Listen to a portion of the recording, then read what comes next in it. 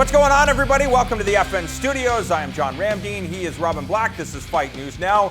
And first things first, former UFC poster boy, Canadian mixed martial arts great George St-Pierre was on the MMA Hour with Ariel Helwani, where they discussed his future in mixed martial arts. And according to George St-Pierre, he is now a free agent. He's not employed by the UFC. He said that his legal team did some lawyering, and now he's good to go for any suitors. And I would imagine that number one suitor would be Bellator, considering his teammate, Rory McDonald, just signed a huge contract.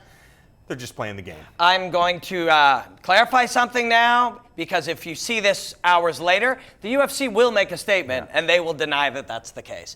And the one clip that I just heard was George saying that everybody lost. He lost, the UFC lost, the fans lost. Everybody didn't lose, George. Some lawyers just won the jackpot. That's what's actually going to be happening here, is a whole bunch of lawyers. One man and his team of 8 or 10 people and a giant organization are going to pay a lot of lawyers to talk back and forth, and none of us are going to get to watch any fights. Yeah, that's unfortunate. So we'll just switch our focus. George St-Pierre, of course, started his mixed martial arts career in the UCC TKO organization. The promotion has been dormant for the last number of years, but on November 4th, this amazing mixed martial arts promotion returns. You get to see it live right here on FN. TKO 36 going down. The main event, our buddy Chris Horodecki fighting Derek Gauthier, one of Montreal's most exciting fighters. What does the return of TKO mean for you? Oh, man. To Canadians, this was exactly the same as the UFC. Yeah. You know, around the UFC's 40s and 50s and stuff. This was just the Canadian UFC. This is the best promotion Canada has ever had, bar none. We've had all the Canadian greats, George, of course, and the Crow Loiseau, Hominick, Stout, Kang, you name them. Dirksen, you name them all. Then we had the Sean Shirks and the Uriah Favors and the Rich Franklins of the world. This is the best organization Canada has ever seen. This card is going to be amazing, and you and I are going to call it. Yeah, it's really exciting. What I think is amazing is the fact that, you know, the fans, whether it be in Montreal or Quebec or Ontario, they've been starving for mixed martial arts. This country was considered to be the hotbed of mixed martial arts, you know, the mecca of mixed martial arts for years and years. But that moniker has died. Why do you think that is? Well, in Ontario, there's a lot of roadblocks that have been created by the Commission of Ontario. They're real. The same thing's happening in New York. These commissions go out of their way and make it so it's so hard that they don't really have to work weekends doing these silly little grassroots shows. They can just do UFC shows to make the costs so prohibitively high. That happened in Ontario. That was a negative.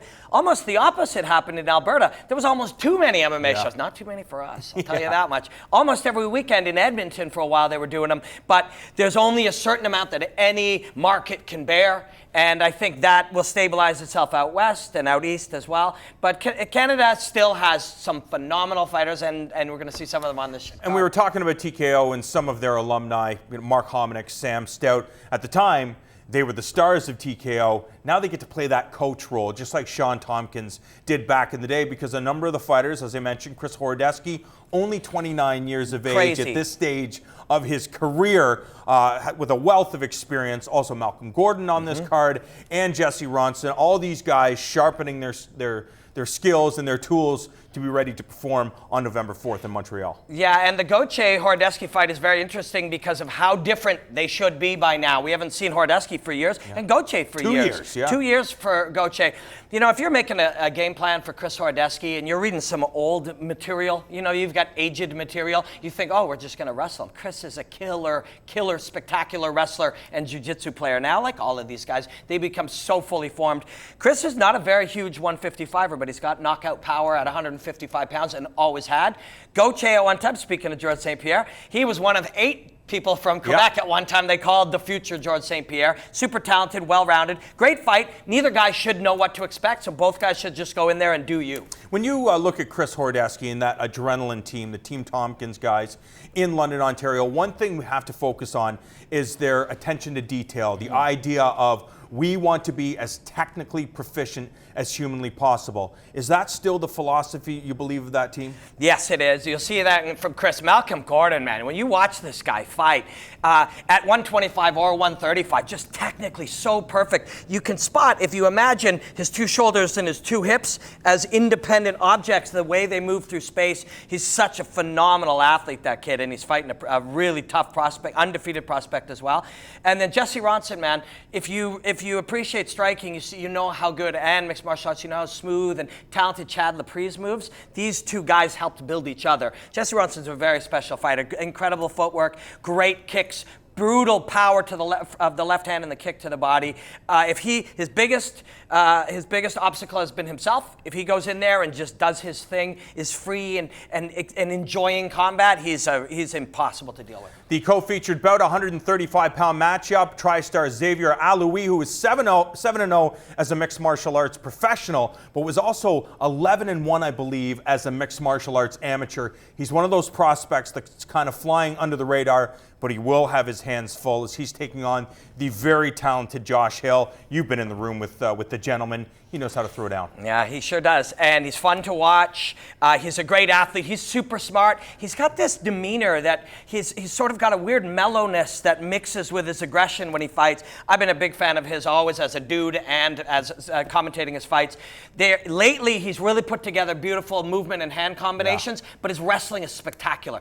And it would be fantastic to see him put those two things together. He has been a dominant top game wrestler, and he has been a spectacular striker. When he blends those things together, that's when he's going to be a top 10 fighter. One of the things we've seen from the TKO organization is they really know how to pick top prospects. Lindsey Garbett on this card, TJ Laramie on the card, as well as our guy Justin Bruckman's not on the card, but man-child Derek Falk also just signed with the TKO organization. How is it that Stephen Patry has this vision for the future, these youngsters that always seem to deliver? What I love about this is the relationships, the long ones are still there. Justin Bruckman's one of the great fighters to come from Ontario. He fought George, and he has developed man-child, this spectacular mover, and I mean smooth and explosive. And Lindsay, I've sparred with her, I couldn't touch her head. She comes from the world of boxing, unreal head movement. You have to develop that when you're getting hit by bigger men in the gym. Those two are exciting, and TJ Laramie, man, that's another good one. This is going to be spectacular. TKO 36 goes down November 4th in Montreal. Don't forget to tune into FN every Monday through Friday at 6 p.m. as you can catch John Pollock, Robin Black, and I for Fight News Now.